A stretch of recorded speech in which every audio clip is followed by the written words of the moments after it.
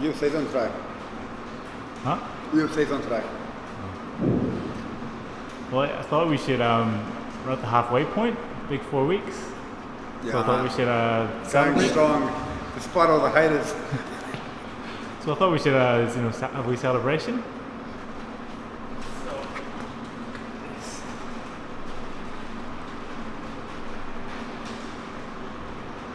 How you?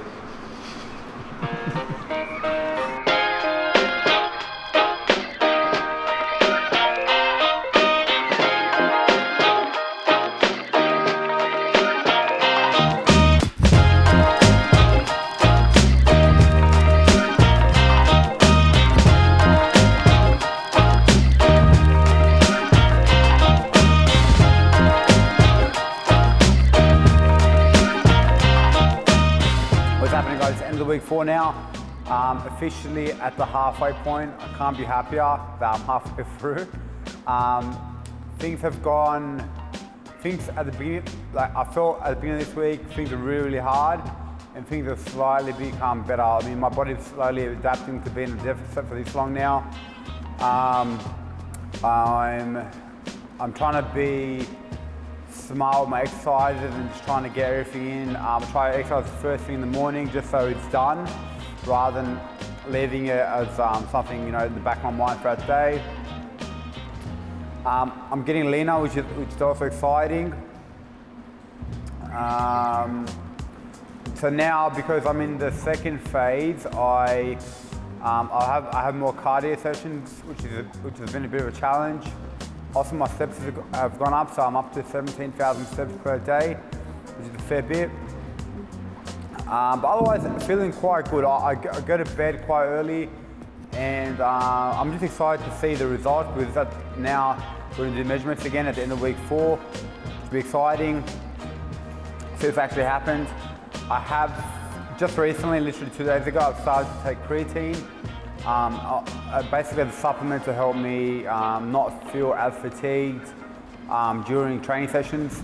Also because week 4 also means the second phase of the 3 phases, so the second lot of 3 weeks. And in this 3-week block, I'll be doing a lot of strength work. So, I mean, if you've ever done strength work or really heavy lifting, you know you need bigger breaks. Creatine basically helps you with recovery. So it just helps you minimize the amount of time I'm actually training in the gym, if that makes sense. So it just helps me with recovery. I don't feel as sore. I can lift a little bit better and just have a bit more mental clarity throughout that as well. All right, so now we're going to check what's actually happened with my body over the last 2 weeks since we did our last measurements. I'll be curious to see whether I actually have lost weight or not, because I just started my creatine loading. I'll be curious to see whether I look leaner via photo, which will be interesting as well. And let's have a look now.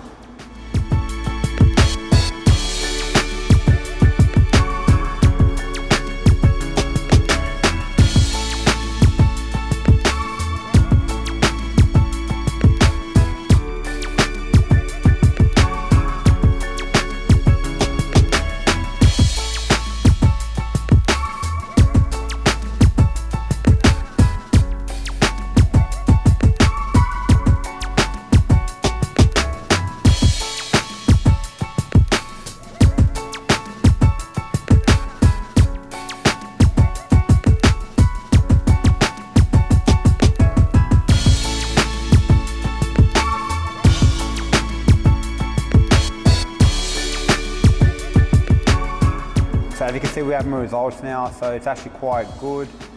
I'm super happy I can see more changes. Also, you can actually see that I'm actually bigger now after the 4 weeks, and like it technically shouldn't make sense, because you technically shouldn't. It's rare that you can actually gain muscle whilst losing fat, unless you've done a lot less volume prior. So that basically means I'm doing more weights now than I was in the past, coupled with eating more protein. So it's really good to see. I'm happy with my arms. My arms have definitely got bigger there. So my shoulders and my traps, which you can see, my abs are slowly coming out now, and so is my chest. Now, the back's probably been the biggest difference, or I've shown the biggest difference. As you can see, my traps definitely coming out there, my rhomboids, my erector spinatus coming out more as well. Just overall more tight, more defined, and more leaner, which is also really, really good to see. Now the side photos didn't turn out that good. I actually can't explain why that is. I don't know if it's it's lighting or what it is, or because I was dark on the first photos. So there's not much of a difference there, which isn't too bad. I did drink a lot of fluid right before we did these, so could explain a bit of the bloating. On the left side you can see a bit more, so you can see again my deltoids being more prominent now, coming out more. You can also see my chest from this angle being a touch more leaner, which is good to see. So that's that at the halfway point. As you can see, we've got quite steady results, and I'm looking forward to the next 2 weeks and the next milestone.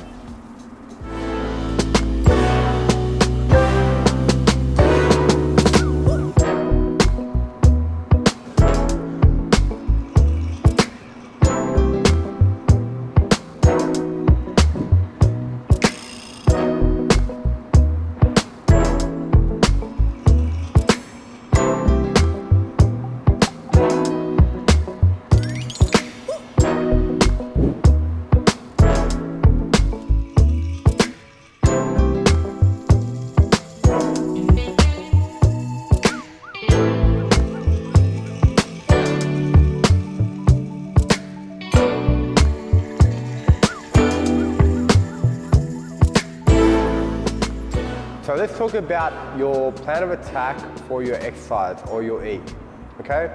So what are some of the factors you should consider? And I want to break down some of the principles I apply to everyone I train, including myself.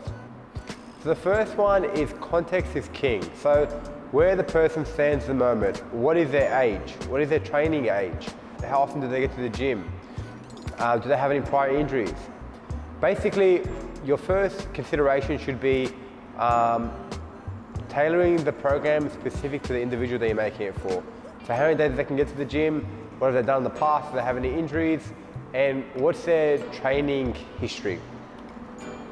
Number two is make sure you're doing your compound lifts relatively early in each session.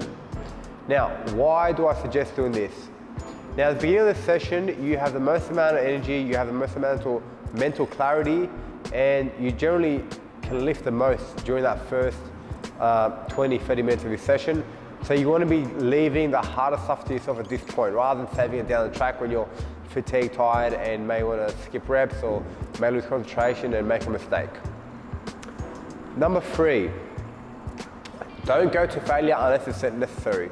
So we're going to break down why I don't go to failure at all over the course of 8 weeks, and specifically why I don't go nowhere near going to failure, particularly in weeks 1 to week 3, phase 1. It's really unnecessary at the moment. I mean, at the day, because I'm trying to lose fat, I'm not trying to gain strength. I'm trying to preserve strength, preserve muscle. I don't need to be going to failure for no reason and risk the chance of injury. Number 4, make sure you do some upper body exercises and lower body exercises each session. I generally favour a more athletic approach, if you will, to my weight sessions. I don't like doing, single muscle days, the whole 1970s Arnold Schwarzenegger sort of movement.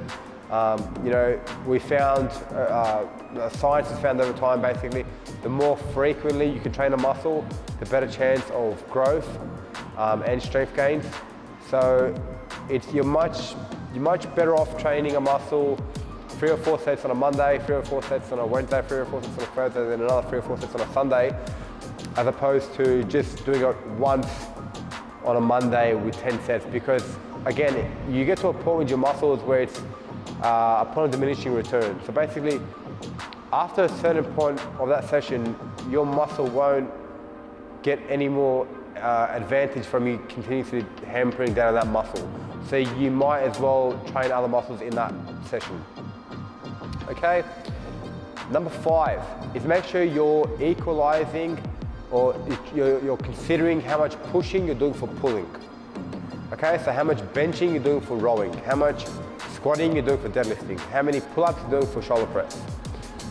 So now we're gonna go into a short clip into one of my training days in phase 1 and how we actually abide and implement all these factors that I've just mentioned to ensure, basically, I implement these factors so 1, you don't get injured and you get sustained growth, and you're just training smarter as opposed to just doing it the bro science way. So, as you can see now, I equalize my vertical pressing, aka my shoulder pressing, with pull-ups. Okay, now what I like to do with my shoulder press, I like to go eccentrics. It just allows more strain on the muscle. And again, as you can see, it's not the heaviest weight. I'm not going nowhere near failure. Relatively comfortable way. I'm going about 60-70% there. And then, as opposite to that, I'm doing pull-ups. Again, yes, I weigh 91 kilos, but I don't go to failure. I avoid failure. And again, we're getting as much pushing as we are pulling. Now moving on, we have my squat and my deadlift. Okay, so this isn't shown in the clip, but I started with the deadlift, and I started with deadlift because again, you want to prioritize a big compound lift, but that's when you're going to have the most energy, you're going to be moving the most amount of weight, and you have the highest chance of getting injured. So you want to be coming to those compound exercises fresh. Okay. But as you can see, I'm deadlifting now, and then we move on to front squats, and again, I'm trading off one hip dominant movement to one knee dominant movement. So which is basically the equivalent of a push and a pull for the lower body, okay? So keep in mind how many high steps, how many squats, how many leg press are you doing for each hamstring curl, Nordic curl, remaining deadlift or deadlift, okay? Ideally, you want to be doing some of both to avoid any major imbalances, which often contribute to injury, poor technique, poor posture, and just not an ideal training experience.